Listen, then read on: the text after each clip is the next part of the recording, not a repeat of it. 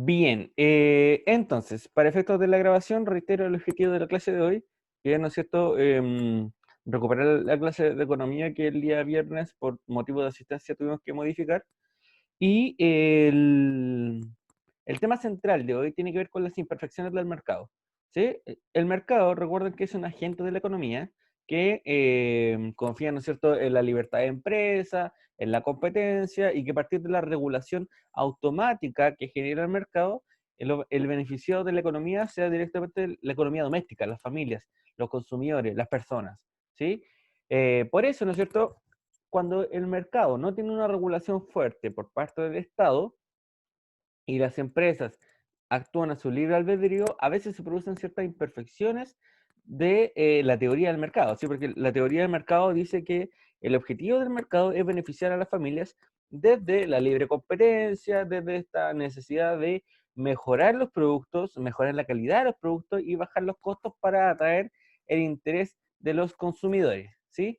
En ese sentido, por ejemplo, las marcas de auto, las marcas de ropa, deberían apostar a tener una buena calidad de sus productos, de sus servicios, ¿no es cierto?, a un bajo costo, lo cual en teoría la competencia favorece a la familia. Sin embargo, hay situaciones donde ese principio de la libre competencia no se produce, es donde ese principio de la libre competencia no es real y finalmente nos encontramos con algunos ejemplos, con algunas imperfecciones del mercado, o con este concepto, imperfecciones del mercado, que se visualizan con bastante frecuencia en la realidad, ¿sí? Vamos a hablar un poco de los oligopolios y de los monopolios como estas imperfecciones del mercado. Presten mucha atención al video.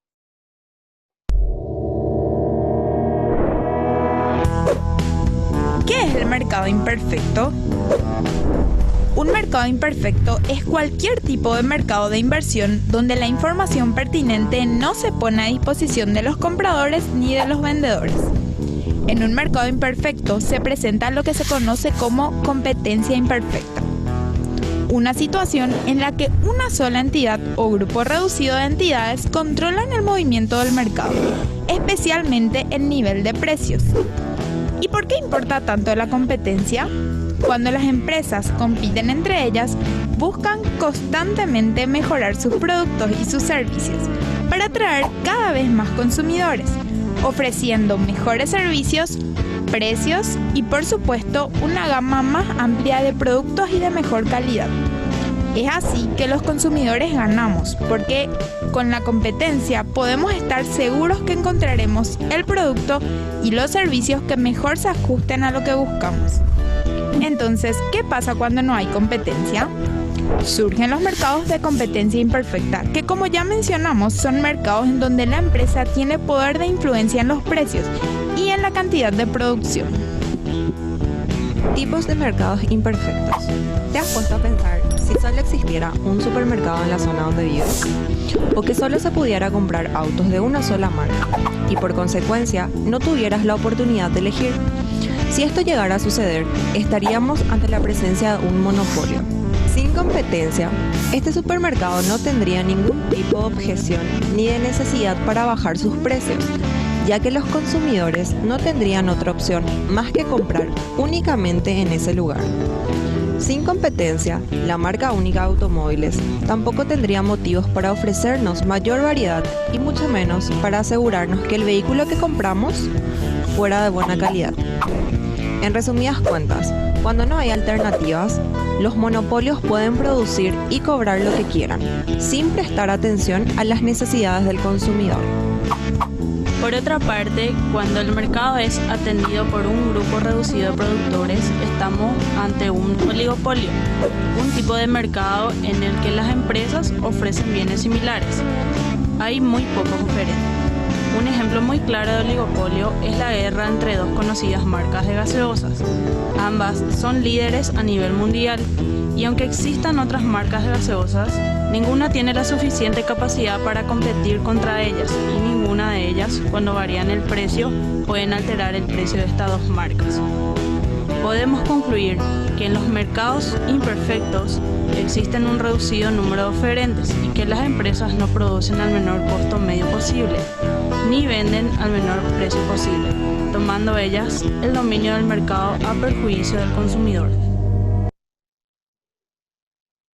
Bien, entonces esta primera parte de esta definición inicial de lo que van a ser los mercados imperfectos nos dan cuenta, ¿no es cierto?, de la ausencia de una competencia sana dentro de la lógica de las empresas, dentro de la lógica del mercado, ¿sí? Esto significa que el mercado, ¿no es cierto?, y este afán o esta creencia en la competencia finalmente no termina beneficiando al consumidor, sino que se van a presentar ciertas circunstancias del monopolio o el oligopolio, donde de forma desregulada las empresas pueden ir poniendo algunos precios o modelar la producción según sus propios intereses y no sobre las necesidades del mercado o las necesidades de los consumidores. Por ejemplo, cuando podríamos hablar de que existe un monopolio en torno al transporte entre Peñaflor y San Bernardo, por ejemplo, ¿sí? Y en ese sentido, el transporte entre Peñaflor y San Bernardo nos presenta solamente una alternativa, que es la línea UPS que va, ¿no es cierto?, de Peñaflor hacia San Bernardo. Y en ese sentido, aunque el pasaje lo pongan a 3 lucas, estamos obligados porque estamos bajo una lógica de monopólica, ¿sí? Porque no hay otras opciones para desplazarse hacia tal lugar, ¿sí? O podríamos hablar de un oligopolio en el sentido de el transporte entre Peñaflor y Estación Central, el terminal San Borja, ¿sí? ¿Por qué? Porque son muy pocas, es un grupo reducido de empresas que ofrecen un servicio de transporte desde Peñaflor hasta Estación Central, hasta San Borja, que son las Bupesa, las Trapesan de repente, con una pésima frecuencia, comparativamente con la regularidad de UPESA, las Talagante, que también tienen un recorrido que pasó por Peñaflor y termina en San Borja, etc. ¿Sí? Entonces, ojo con esto, con ir identificando ejemplos de monopolio y de oligopolio, distinto a lo que aparece en el video, porque finalmente el objetivo de la clase de hoy es terminar discutiendo respecto de qué ejemplos podemos ver en Chile y en Peñaflor, sobre todo también, de esta instalación de monopolios y de oligopolios en el comercio. Ya, atención, ahora vamos a pasar a ver el monopolio y después el oligopolio para finalmente pasar a la discusión de ejemplos. Comparto pantalla nuevamente. Bien. Educatina, el sitio de educación número 1 de Latinoamérica. En esta oportunidad vamos a hablar sobre el monopolio. En muchas ocasiones ocurre que al hablar de monopolio nos viene a la mente el tradicional juego en el que se busca que al final un solo jugador o participante se adueñe de todo el tablero o de las propiedades que están en juego. En la práctica es igual. Cuando hablamos de monopolio, es preciso recordar primero que en un extremo del espectro competitivo está el mercado de competencia perfecta. Es decir, en el que existen un número grande de compradores y un número grande de vendedores. Y al otro extremo está el monopolio. Es decir, un solo vendedor con el control total sobre un bien o un servicio en un mercado determinado. Fijémonos bien, en el mercado de competencia perfecta hay un número indeterminado de vendedores. En el monopolio, exclusivamente uno. Miremos de dónde proviene el nombre monopolio. Monopolio proviene del griego monopolium, y este a su vez está conformado por monos, que significa solo o único, y polein, que representa vender. Entonces, es la única empresa que produce un bien o un servicio y no existe industria que produzca un bien sustituto cercano. Los monopolios puros o verdaderos son muy raros de encontrar en la actualidad. La mayoría de ellos persiste debido a alguna forma de regulación o protección gubernamental que otorga permisos, autorizaciones o patentes para mantener la exclusividad en la producción y comercialización de un bien o de un servicio. Pero veamos ejemplos. El primero, una empresa de agua potable. En este caso, y generalmente, existe un solo vendedor que suministra el servicio de agua a los hogares. En tales casos realmente existe un solo vendedor. Pero además debemos destacar que no existe un sustituto cercano. El segundo ejemplo es una empresa de energía eléctrica.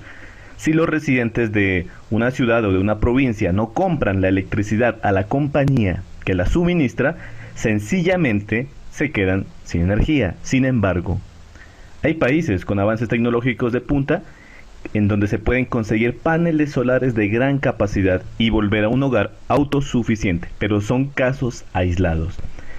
El tercer ejemplo son las empresas farmacéuticas. Bien, en estas empresas supongamos que se descubre un nuevo fármaco para la cura de una enfermedad. Entonces se obtiene una patente. Esta patente le permite explotar el medicamento a través de cierto tipo de años y se le entregan los derechos de autor para que pueda hacer la explotación de ese medicamento que se ha descubierto. Ahora, cabe resaltar que a corto plazo es posible mantener la posición dominante de un solo productor, es decir, de una empresa monopolista. Pero en el largo plazo, ningún monopolio está totalmente segura contra la acción de los competidores. Enfaticemos, el monopolio corresponde a un solo vendedor con control total sobre un bien o servicio en un mercado determinado.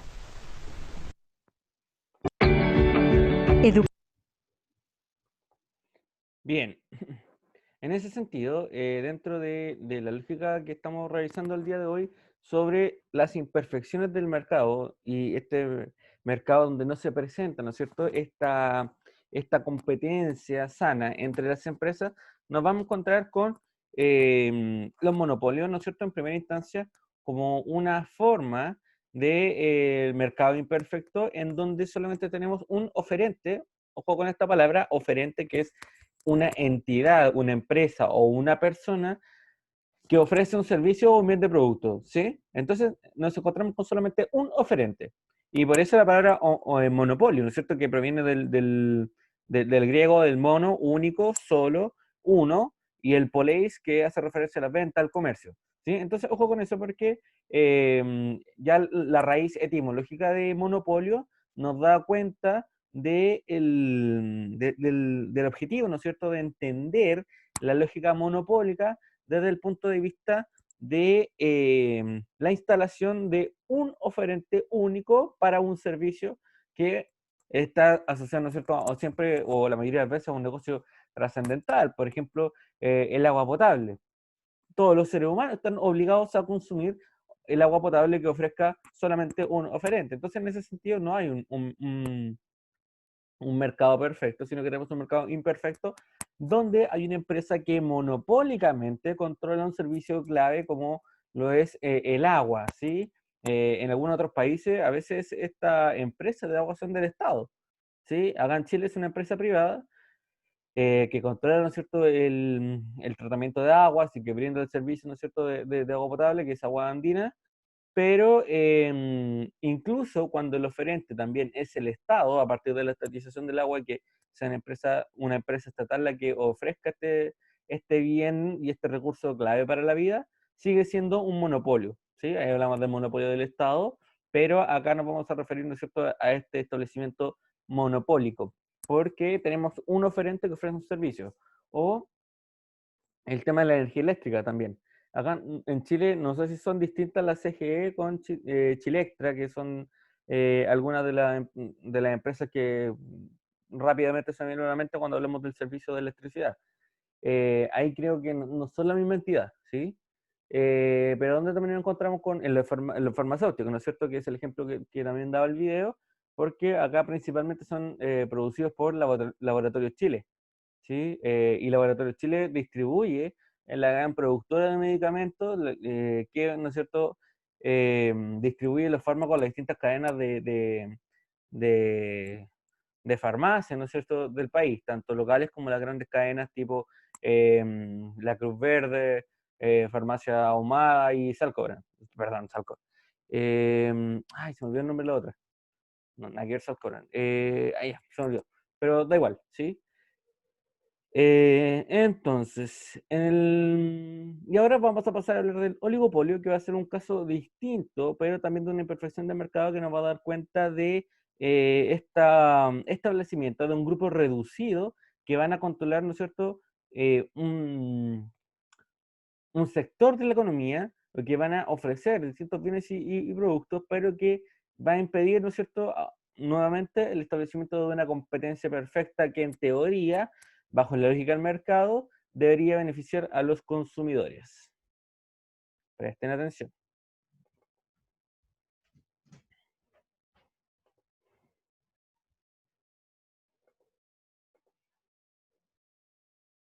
Déjame compartir pantalla. Ahí está. Sitio de educación número 1 de Latinoamérica. Hola a todos. En este video continuaremos hablando sobre el mercado de competencia imperfecta, esta vez desde el punto de vista del oligopolio. El término oligopolio indica pocos vendedores. Y cuando decimos pocos vendedores es un número de compañías entre 2 y máximo 10 a 15 compañías dominando un mercado. La característica importante del oligopolio es que cada empresa individual,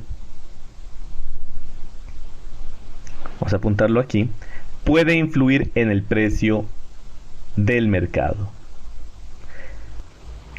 Ahora veamos cómo se conforma la palabra oligopolio para conocer más sobre su significado.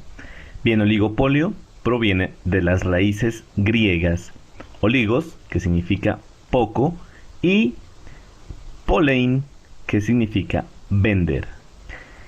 Las características del oligopolio son, entre otras, digamos que estas son las más principales, que hay pocos oferentes, recordemos de dónde surge el pocos oferentes, muchos demandantes. También debemos decir que para pertenecer a un mercado oligopolista, o se puede decir también oligopólico, se requiere de un gran capital. Este capital es importante porque le permite competir sin ser eliminado tempranamente, ya que existen productores muy poderosos en el mercado. Y también podemos decir que cada empresa mantiene su propia política. Esto significa que las empresas son libres de actuar frente al mercado como le convenga. Un ejemplo muy clásico de oligopolio es el de dos marcas muy conocidas de gaseosa. Fijémonos bien, aunque existen otras marcas en el mercado, ninguna tiene la suficiente capacidad para competir contra estas. Y ninguna de ellas, cuando varían el precio, pueden alterar el precio de estas dos marcas. Pero conozcamos asimismo otros ejemplos de oligopolios. Las aerolíneas cumplen con este requisito de ser dominada por pocas empresas, pero también con los otros requisitos que decíamos, es decir, de poseer un gran capital, de que cada empresa mantiene sus propias políticas, y también recordemos que una empresa individualmente puede influir en el precio de mercado. Supongamos este ejemplo. Un trayecto de Colombia hasta Argentina cuesta aproximadamente $500. La aerolínea 1 desea cambiar el precio para obtener mayores viajeros y asimismo captar algunos beneficios. Entonces, se le ocurre tomar la decisión de hacer este vuelo por $470.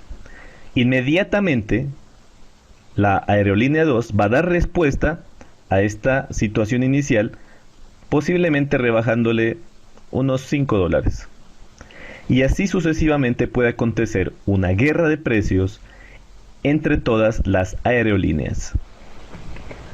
Bien, pero también podríamos sorprendernos al darnos cuenta de que la industria del cuidado y aseo personal, apuntémoslo aquí, es un oligopolio que dominan unas cuantas compañías. A pesar de que al ir al supermercado pareciera existir una gran variedad de, por ejemplo, jabones, shampoos, acondicionadores, cremas de afeitar, desodorantes, cremas para peinar, entre otros.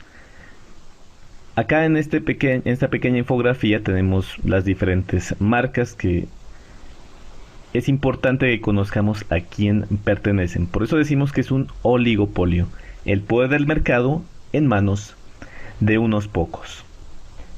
También es importante resaltar que las empresas oligopólicas surgen, primero, por la desintegración de monopolios y también con la fusión o la compra de empresas que están en el mercado de competencia monopolística. A ver, aquí las empresas que quieren crecer lo hacen comprando a otra empresa o fusionándose con compañías del mismo ramo para convertirse en oligopolios.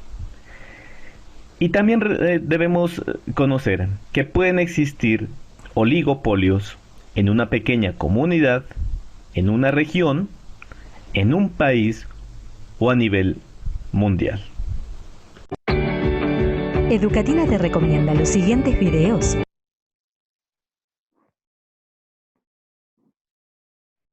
Bien, entonces, ya pasando a esta parte final, ¿no es cierto?, de la clase de hoy, respecto de los oligopolios, nos dejan bien en claro que a partir de la raíz etimológica se entiende el oligopolio como este grupo reducido que va a controlar ciertos sectores claves de la economía, ¿sí? O va a distribuir o entregar, proveer ciertos servicios, ciertos bienes de consumo, pero controlado en pocas empresas, ¿sí? Normalmente se asocia a menos de 15, etcétera. Y aquí también, pues, el ejemplo de las aerolíneas es bastante claro, ¿no es cierto? Sobre todo en Chile, donde tenemos en teoría tres grandes aerolíneas que son LATAM, primeramente, porque LATAM se fusiona, era LANchile antiguamente, y LANchile se fusiona con una empresa brasileña y forma LATAM, que prácticamente capitaliza todos los viajes por Sudamérica y el Caribe, y creo que llega hasta ahí. Después nos encontramos con que Sky es una otra empresa, ¿no es cierto?, que viene en teoría a fomentar la competencia contra Latam, pero si bien a costos más reducidos, aún no logra esa capacidad de poder articular grandes viajes por toda Sudamérica, sino que sus servicios se concentran más bien en la conectividad a nivel nacional. Y finalmente, y hace muy poco, se ha instalado también en esta disputa, ¿no es cierto?, de este sector de la economía, que es los viajes, ¿no es cierto?, transnacionales e incluso nacionales de las aerolíneas, es JetSmart, ¿sí?, que es una marca bien poco conocida, pero que ha intentado hacerse publicidad a partir del bajo costo de sus pasajes, etcétera. Bien, entonces también nos encontramos con otro ejemplo bastante claro del oligopolio en torno a las empresas de telecomunicaciones, ¿sí? Hoy día las grandes compañías telefónicas son Entel, Movistar, Claro, y WOM, qué sé yo. Entonces hay una serie de empresas que están ligadas, ¿no es cierto?, a las telecomunicaciones a proveer este servicio, pero que siguen siendo súper pocas empresas, ¿sí? Entonces a veces la regulación de precios, perdón, no necesariamente va en beneficio del consumidor.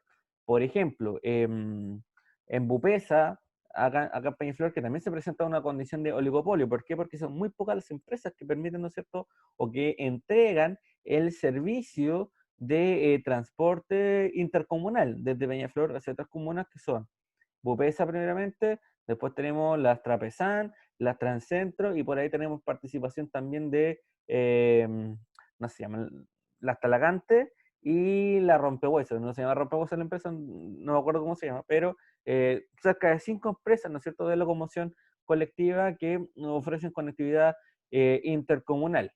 Entonces, cuando, por ejemplo, el precio de los pasajes lo sube Bupesa, normalmente la reacción de Transcentro es también subir sus precios, ¿sí? Y por lo tanto, ya el alza de precios ya no va necesariamente en concordancia con la necesidad del consumidor o con la entrega de un buen servicio de calidad, sino que es más bien de carácter arbitrario, es una decisión más bien pensada desde los sectores empresariales que no necesariamente va en beneficio de la competencia sana y sobre todo de el consumidor. ¿Sí? Entonces, ojo con eso. Bien, ahora sería bueno que identificáramos algunos ejemplos de monopolio y de oligopolio que hay presentes en Chile y en Peñaflor, distintos a los que hemos conversado. ¿Cuál se les ocurre a ustedes? Cuéntenme. Pueden escribir por chat también o activar el micrófono brevemente y señalar qué ejemplos de monopolio y oligopolio nos encontramos en Chile y en el caso particular de Peñaflor. Cuéntenme, los escucho, los leo.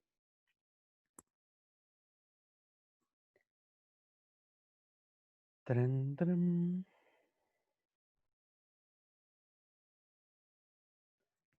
Están vivos, ¿cierto? Chicos, chicas. Profe, Ujú. un Catalina, ejemplo que quería dar es que yo, por ejemplo, a mí me gusta leer, ¿ya? ¿ya? Entonces normalmente compro libros en la librería Antártica Ya, y bien. siempre me pregunto por qué nunca veo otras librerías. Mm. Si se fija, todos los demás que se llaman librerías son más como bazares, Sí, sí, sí, no sí, venden libros. sí. Entonces lo único que he visto es como librería Antártica y otras que son súper pequeñitas. Bien, excelente, excelente. Bien, mira, yo conozco dos empresas de librería. Una es la Antártida y otra es la. Dejamos con la local tiro. Es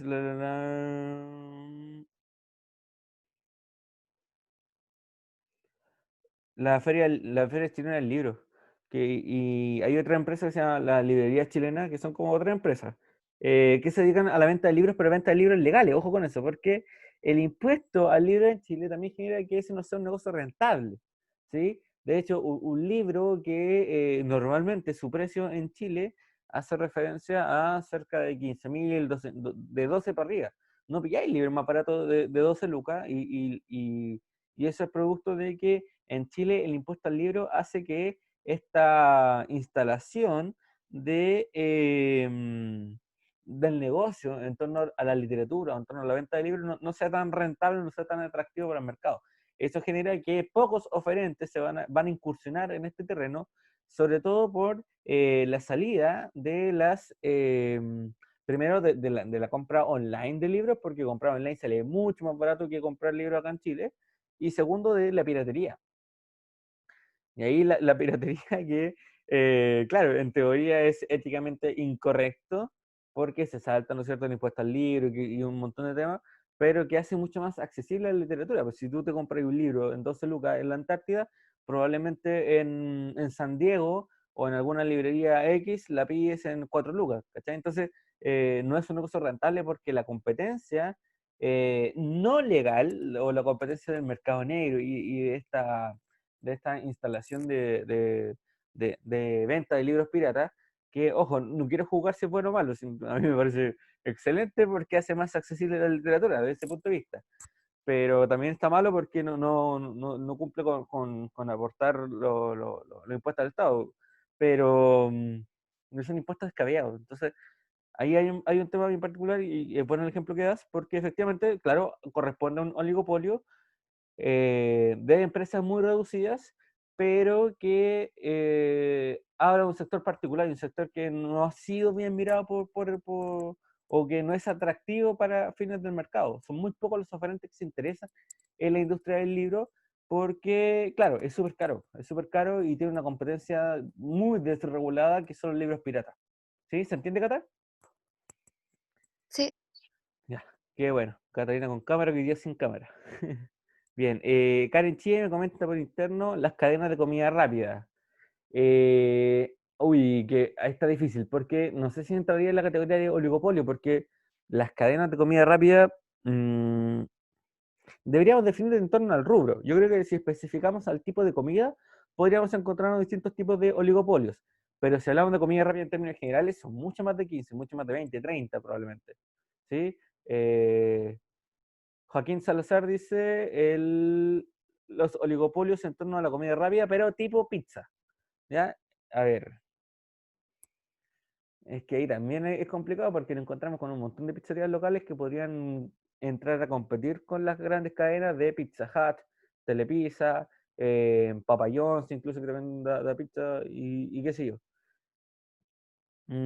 Porque claro, después se empezó a contar las pizzerías locales que no tienen una gran presencia a nivel nacional, pero que sí forman parte del mercado. Entonces, ojo con eso, porque que no sean grandes cadenas no significa que estén fuera del mercado, sino que todo lo contrario, vienen a dar una alternativa también. La Corleone, la Pizza Julieta, la- por ahí veía unas por Instagram que era la Ruleta Pizza y un montón. Yo creo que aquí en Peñaflor, de hecho, hay más de 15 al menos locales de pizza o delivery de pizza, ¿no es cierto?, que también participan del mercado, más de 15. Entonces, es discutible ese ejemplo. Lo mismo pasa con el sushi, porque el sushi que es un mercado súper específico y también ampliamente demandado, pero que se instala rápidamente. Desde el Sushi Time, el Nuru Sushi o qué sé yo, hay un montón el New Sushi, perdón. Nos encontramos con una serie de instalación de empresas que van a apostar por este tipo de servicios, ¿sí? Entonces, en el tema de la comida, yo creo que ahí sí se presenta un mercado de características en teoría perfectas, porque hay mucha competencia, hay mucha competencia. De partida, ¿no es cierto? Hablando a nivel de comida o de alimentación, que es una necesidad básica. Entonces, ojo con eso, porque recuerden la pirámide de Maslow que veíamos sobre las necesidades que van incrementando y las necesidades basales, las necesidades fisiológicas, está la alimentación. Pues, entonces la alimentación es una necesidad que siempre va a estar necesariamente activa, ¿sí? Claro que hay la alimentación recreativa, entre comillas, como darse un gustito, es distinta a la alimentación fisiológica, pero que sigue abriendo un mercado que nunca se va a acabar, ¿sí? Es muy bueno el negocio de la comida, de la alimentación en general. Ahí cada vez podrían darnos más información o los hermanos Mena que ya no se conectaron. Pero bueno, sí, sí. Yo creo que es difícil encasillar el tema de la alimentación en oligopolios porque son muchas más empresas respecto a la definición de oligopolio. Basta con mirar, por ejemplo, la cantidad de restaurantes de comida china que hay en Peñaflor. De seguro la familia Karen, antes de instalarse con un restaurante de comida china, hicieron un estudio de mercado, de hecho lo invitación, ¿no es cierto?, a la presencia de distintos locales, a la presencia y los precios, etcétera. Entonces, bien interesante esta perspectiva de la economía donde nos vamos encontrando, ¿no es cierto?, con imperfecciones del mercado respecto al monopolio o oligopolio. Karen, ¿iba a comentar algo? Ya, ahí sí Joaquín da un muy buen ejemplo. que no se fijaron en eso. ¿Ah, no? ¿No se fijaron en eso? Mira No, qué no interesante. solo la casa. Ya, bacán, bacán. Ya, a ver, ahí Joaquín me da un ejemplo muy bueno de la industria del cine o la instalación de las salas de cine. Sí, que nos encontramos principalmente con Cinemark, Cinehoids y creo que hay uno más. Eh, Ay, no sé, ayúdenme ustedes, soy re malo para ir al cine, prefiero más el teatro, pero eh, Cinépolis, puede ser, puede ser. No, que es como en La Reina, si no me equivoco, lo cambiaron por un Cinehoids antiguo. ya, bacán, bacán. Y hay otras salas locales de cine, pero que no aportan mucho a la competencia porque no tienen una gran presencia en todas las comunas que dé cuenta, ¿no es cierto?, de una alternativa real a la competencia en el mercado. Pero claro, la empresa de cine es un muy buen ejemplo de oligopolio. Ahí sí está súper bien, Joaquín. Cinemark, Cinehoids, ¿no es cierto?, que van a concentrar y capitalizar la entrega de este servicio, ¿no es cierto?, que es la industria cinematográfica, la proyección cinematográfica, ¿sí? Entonces hay una serie de ejemplos que podríamos seguir conversando y daría para largo. Pero bueno, me interesa para el objetivo de la clase de hoy que se entienda esta idea del mercado imperfecto desde la presencia o la instalación de monopolios y de oligopolios, que son estas empresas reducidas que controlan sectores clave de la economía y que atentan contra el principio de la competencia que en teoría beneficia al consumidor. Si se entiende eso, muy feliz. ¿Sí? Chicos, chicas, bien, Carolina, así que sí. Joaquín, sin duda alguna, también debe haber entendido. El Jerry también. Ya, perfecto. Ya, chiquillos, entonces, los dejo que vayan a dormir otro rato. Ya, les mando un abrazo, que estén súper bien, que tengan una muy linda semana. Nos vemos el día jueves. ¿Sí? Chao, Que estén profe. súper bien. Chau, chau. Chao, profe.